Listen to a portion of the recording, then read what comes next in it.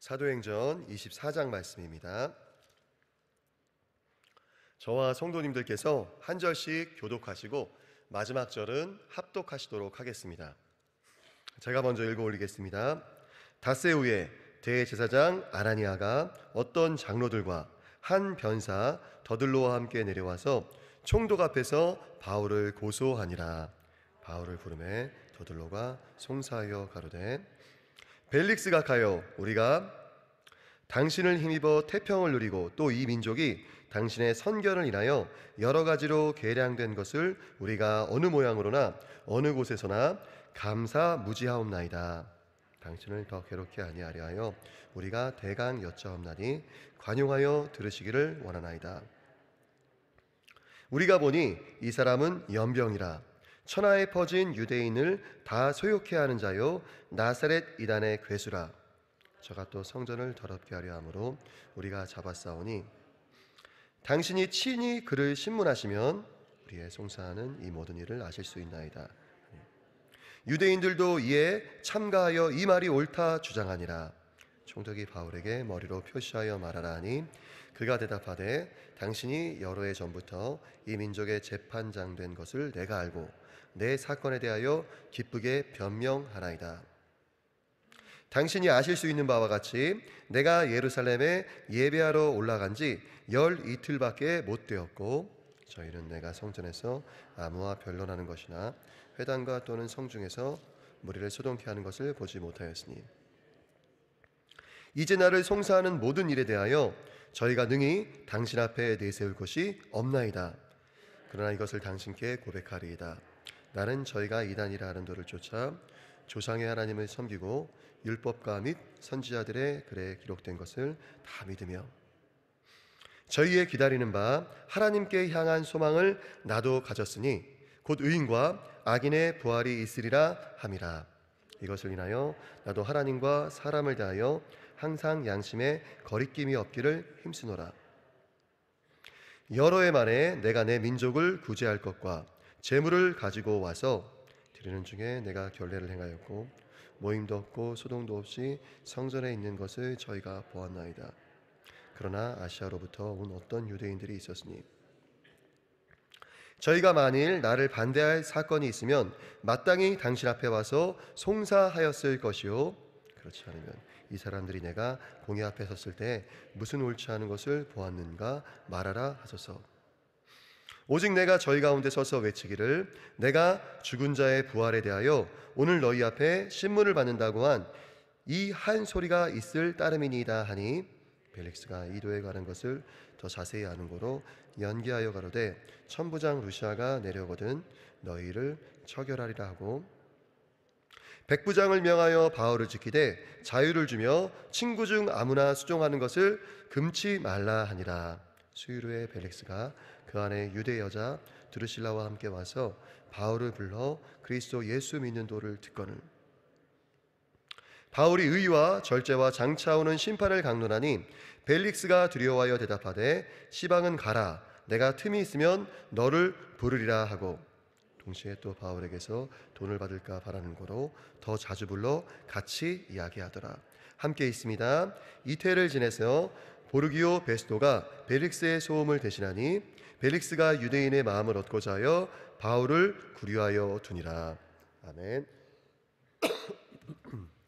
죄송합니다. 저희 효화행복교제 보시도록 하겠습니다.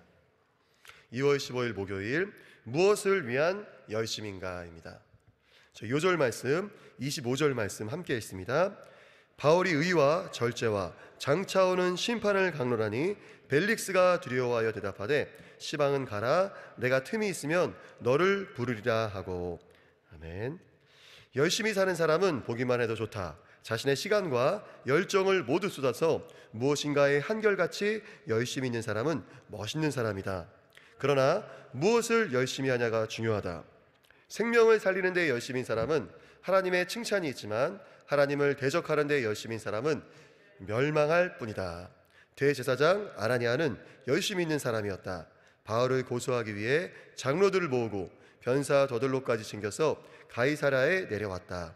벨리스 총독에게 듣기 거북한 아부까지 열심히 늘어놓았다. 그러나 그의 열심은 바울에게 억울한 죄를 뒤집어 씌워서 죽이려는 열심이다. 이런 그릇된 열심은 자기중심적 사고에서 나온다.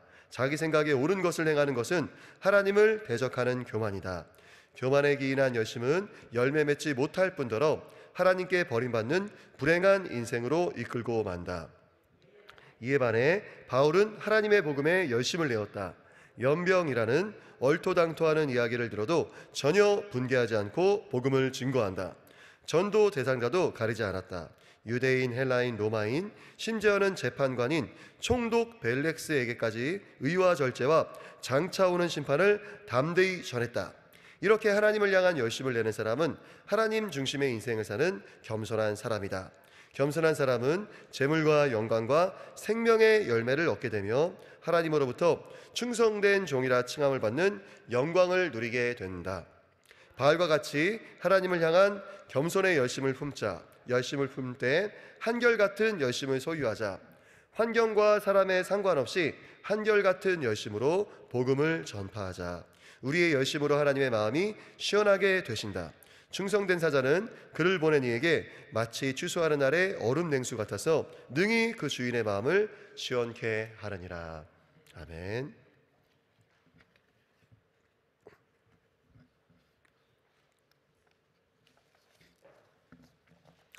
오늘은 사도행전 24장으로 말씀을 나누려고 합니다. 특별히 이제 벨릭스에 대해서 한번 나눠보려고 하는데요. 제가 배경 상황에 대해서 잠깐 설명을 드리겠습니다. 그 바울에게 씌워진 혐의는 저희가 잘 아는 것처럼 나사렛 이단의 괴수라고 하는 것입니다. 우리 예수님께서 이제 나사렛 출신이시잖아요. 나사렛 예수시잖아요. 그래서 유대교, 정통 유대교 입장에서는 예수님을 믿는 그 기독교인들이 나사렛 이단이었습니다.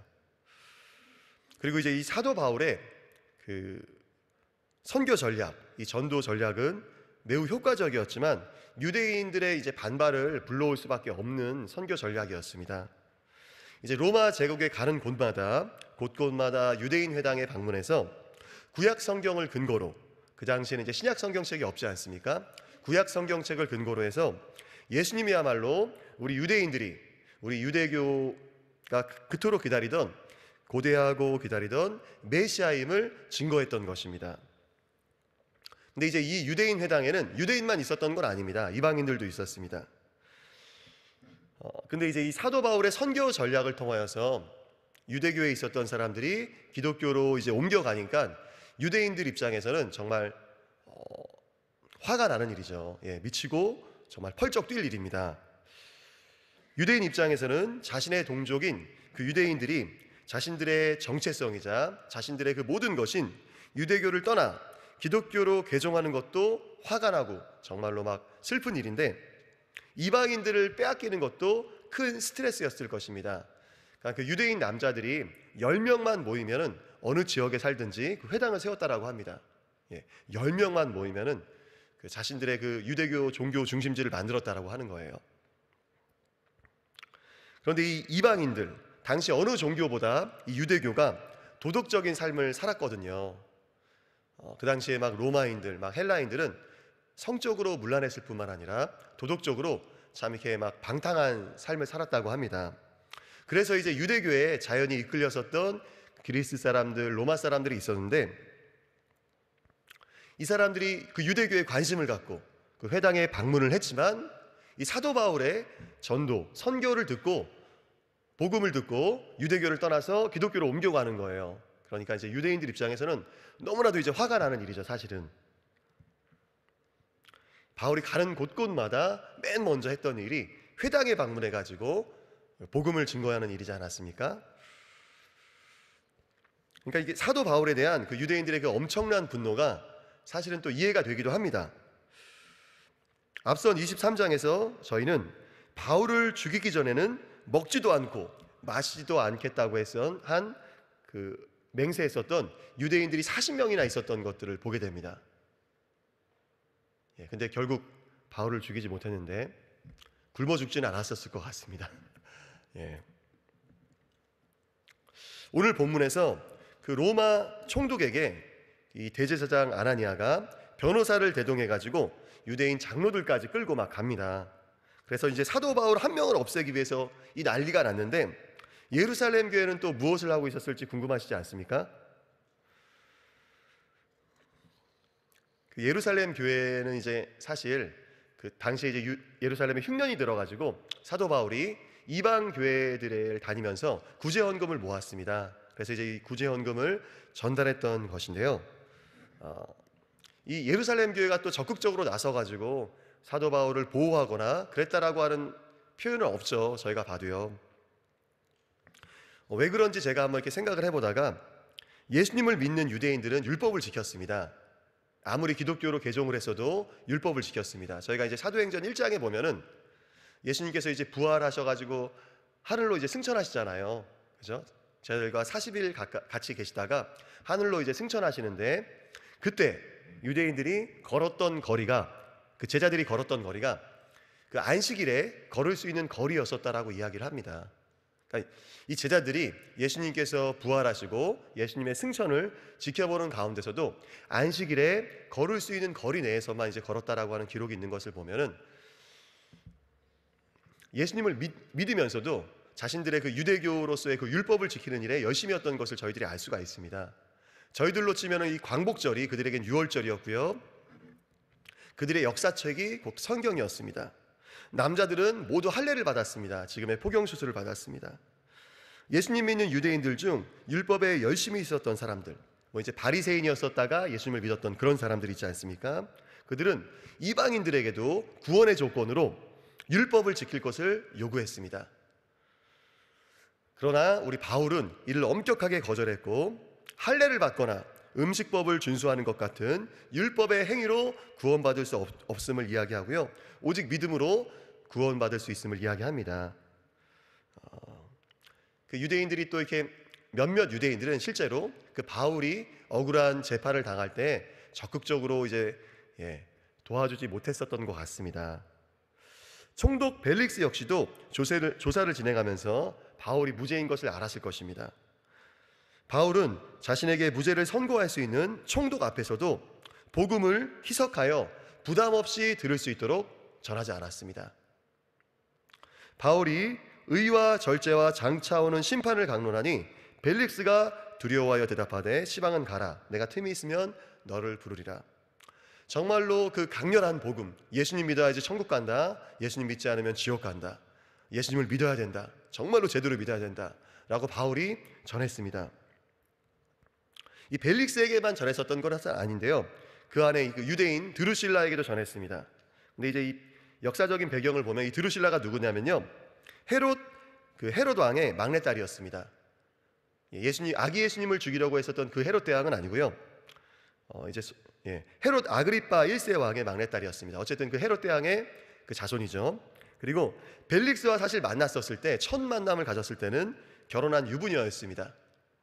그런데 그런 아름다운 그녀를 벨릭스 총독이 한눈에 이제 반했나 봐요. 그래서 이제 마술사까지 동원해가지고 그녀를 꿰어서 이혼하도록 종용한 다음에 자신의 세 번째 아내가 되게 하였다고 합니다.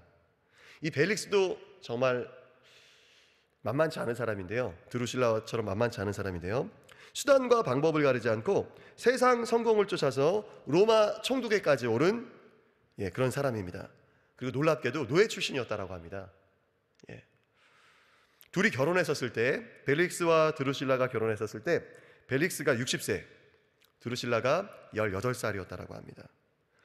자신의 정욕을 절제하지 못하고 남의 아내를 유혹하여서 의롭지 못한 생활을 하던 벨릭스와 그에 넘어간 드루실라에게 바울은 희석한 복음이 아니라 의와 절제와 그에 따른 장차올 심판에 대해서 가감없이 뭐를 더하거나 빼지 않고 전했던 것입니다. 벨릭스 총독님, 그 총독으로서 업무 보는데 얼마나 힘듭니까? 예수님 믿으면 마음에 평안이 있습니다. 교회 한번 와서 예배드려 보시죠. 이랬던 게 아니라 사도 바울이 정말로 벨릭스의 개인적인 삶에 대해서 다 알고 있었을 것입니다. 벨릭스 정도 되는 그 유명 인사라면은 지금도 이렇게 역사적인 기록이 저희들에게 뚜렷하게 전해지고 있는데, 그 주변 사람들이 몰랐을 리가 없는데도요, 이렇게 가감없이 전했던 것입니다. 사실 이 벨릭스는요, 유대인들을 잔인하게 총독으로서 다스려 가지고 원성이 자자했다라고 합니다. 그래서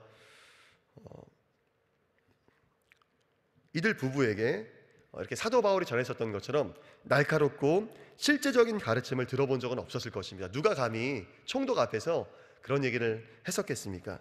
그런데 이 벨릭스가 놀랍게도 정말로 직접 사도 바울에게 복음을 들으면서 천국과 지옥의 갈림길이 자신 앞에 분명히 나누어지는 그 상황 앞에서도 뇌물을 바라면서 사도 바울을 계속 불러내서 말씀을 들었다라고 하는 것입니다. 26절 말씀입니다. 동시에 또 바울에게서 돈을 받을까 바라는 거로 더 자주 불러 이야기하더라. 뇌물 받으려는 속셈으로 사도 바울을 불렀던 거예요. 벨릭스는 그동안 재판하면서 사람의 생명이 걸린 재판에도 뇌물을 받았을 것입니다. 그죠? 평소에 하던 그대로 아무리 중대한 재판이라고 할지라도 자신이 받던 그 뇌물을 사도 바울에게 기대했었던 것입니다. 정말로 유괴에 사로잡히고 명예에 사로잡혔었던 사람이 바로 벨릭스였습니다. 27절 말씀 보면요, 벨릭스가 유대인의 마음을 얻고자 하여 바울을 구류하여 두니라. 그러니까 유대인들의 그 호감을 살려고 자신은 사도 바울이 죄가 있다라고 생각지 않는다 할지라도 유대인들이 사도 바울을 어떻게든 처벌하고 싶으니까 계속 감옥에 두었다라고 하는 것입니다. 이 벨릭스가 나중에 어떻게 되었을까요? 역사적인 기록이 다 남아 있습니다. 총독까지 되는 인물이니까 역사적인 기록이 다 남아 있습니다. 후에 벨릭스는 로마로 이제 불려가서 총독 임기를 끝내고 불려가 가지고 유대인들에게 행했었던 그 난폭한 정치, 그 막 잔인한 정치, 여러 가지 실책으로 인해서 사형 선고를 받았다라고 합니다. 그리고 다행히 그 사형이 집행되지는 않았지만 자신이 가졌던 재산과 명예와 모든 것을 잃게 되었다라고 합니다.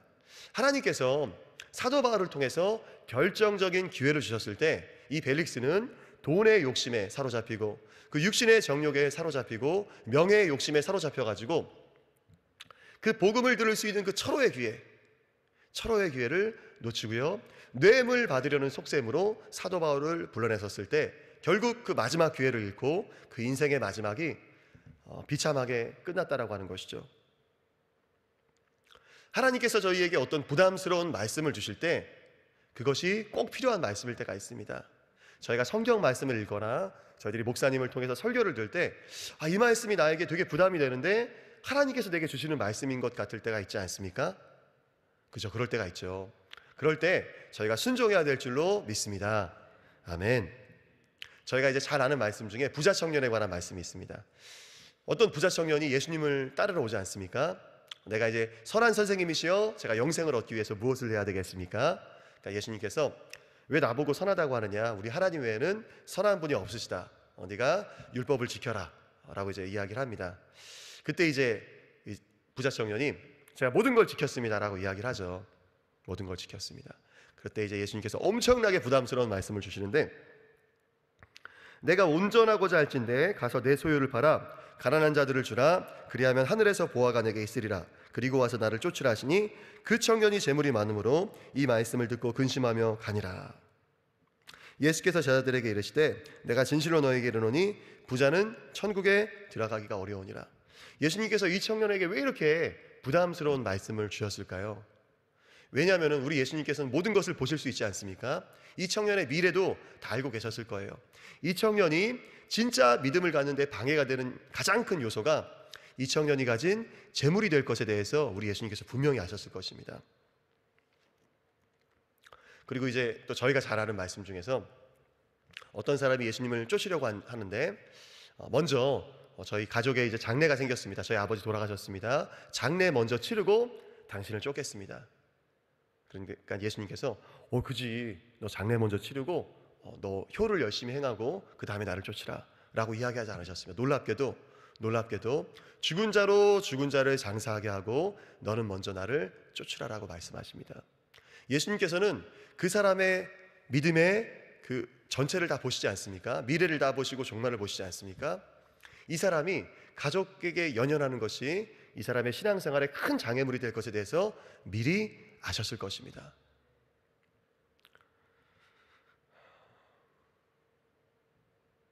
저희들이 예수님을 따르기 위해서는요, 너무나도 부담스러운 말씀이시지만 우리 예수님께서 늘 하셨던 말씀이 아무든지 나를 따라오려거든, 목사님만 나를 따라오는 게 아니라, 권사님만 나를 따라오는 게 아니라, 전도사님만 나를 따라오는 것이 아니라 누구든지 나를 따르려거든 자기를 부인하고 자기 십자가를 지고 나를 쫓을 것이니라 말씀하십니다.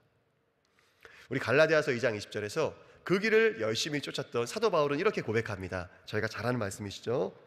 내가 그리스도와 함께 십자가에 못 박혔나니 그런즉 이제는 내가 산 것이 아니요 오직 내 안에 그리스도께서 사신 것이라. 이제 내가 육체 가운데 사는 것은 나를 사랑하사 나를 위하여 자기 몸을 버리신 하나님의 아들을 믿는 믿음 안에서 사는 것이니라. 하나님의 사랑이 나로 하여금 나를 십자가에 못 박게 합니다. 아멘. 내가 정말로 죽고요 나의 십자가를 지게 합니다. 저희는 예수님이랑 결혼하지 않았습니까? 그죠? 고린도후서 11장 2절 말씀 보면은 사도 바울이 이렇게 이야기합니다. 내가 하나님의 열심으로 너희를 위하여 열심 내노니 내가 너희를 정결한 처녀로 한 남편인 그리스도께 드리려고 중매함이로다. 우리 여기 계신 권사님들, 집사님들, 장로님들 결혼하시지 않았습니까? 우리가 전체 인류의 인구를 80억이라고 한다면 우리가 결혼하는 순간, 제가 남자라면은 40억의 여자에 대해서 죽습니다. 그죠? 우리 권사님들, 집사님들 결혼하실 때 40억에 되는 남자에 대해서 나는 여자로서 죽게 됩니다. 그런데 저희가 예수님과 결혼했다라고 하는 것입니다. 이 세상에 있는 어떤 신랑보다 멋지고 아름다우시고 사랑 많으시고 지혜로우신 그분과 결혼했다라고 하는 것입니다. 저희가 다른 모든 남자와 모든 여자에 대해서 죽음으로써 그 결혼이 완성되는 것처럼 우리가 예수님과 결혼할 때 세상에 있는 모든 다른 것에 대해서 죽게 된 줄 믿습니다. 아멘. 아멘. 우리가 벨릭스를 통하여서 하나님께서 우리에게 부담스러운 말씀을 주실 때 그 말씀이 우리 인생의 전체를 보시고 미래를 보시는 그 하나님께서 우리에게 주시는 꼭 필요한 말씀임을 믿을 수 있는 줄 믿습니다. 아멘. 아멘. 우리 시간 마무리 기도드리고 주기도문으로 새벽 기도회를 마치도록 하겠습니다. 제가 기도합니다. 하나님 감사합니다. 사도 바울이 벨릭스에게 희석되지 않은 복음,